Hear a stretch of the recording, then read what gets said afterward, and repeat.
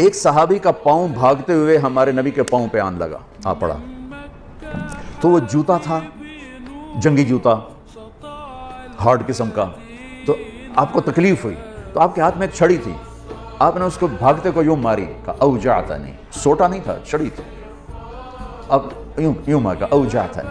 ارے تو نے دیکھ کے تو بھاگنا تھا، تو نے میرا پاؤں کچل دیا، مجھے تکلیف پہنچائی تو نے۔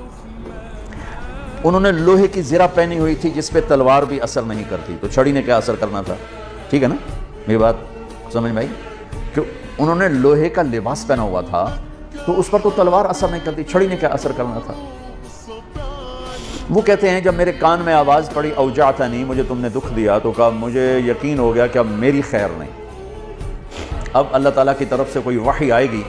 میری تباہی بربادی کا فیصلہ سنائے گی۔ کل رات میں سو نہیں سکا، ساری رات جاگتا رہا، فجر کی نماز پڑھی تو اعلان، اپنے خیمے میں پہنچا تو اعلان ہوا کہ جس شخص کا پاؤں اللہ کے نبی کے پاؤں پہ آیا تھا وہ حاضر ہو جائے، جس کا پاؤں نبی کے پاؤں پہ پڑ گیا تھا وہ حاضر ہو جائے۔ کہنے لگے، میں نے کہا لے ہو گئی نا گل پوری، اب پتہ نہیں تیرے لیے کیا سزا آ رہی ہے۔ کہ میں ڈرتے ڈرتے پہنچا، آپ تشریف فرما تھے، آپ نے مجھے دیکھ کے تبسم فرمایا اور فرمایا کہ میرے بھائی کل میں نے آپ کو چھڑی ماری تھی، وہ پاؤں والی بات ہی چھوڑ دیں، کل میں نے آپ کو چھڑی ماری تھی تو میں اس پہ معافی مانگنے کے لیے آپ کو بلایا ہے۔ میں آپ کو پہلے کیا بتا چکا ہوں کہ لوہے کے لباس پر تو تلوار اثر نہیں کرتی، تو چھڑی کیا کرتی؟ کہ میں ایک تو آپ سے معافی مانگنی ہے اس لیے آپ کو بلایا ہے، اور دوسرا کیا، یہ ذرا سننے والی بات، اور دوسرا وہ جو میں نے آپ کو چھڑی ماری تھی اس کے ازالے کے لیے میرے پاس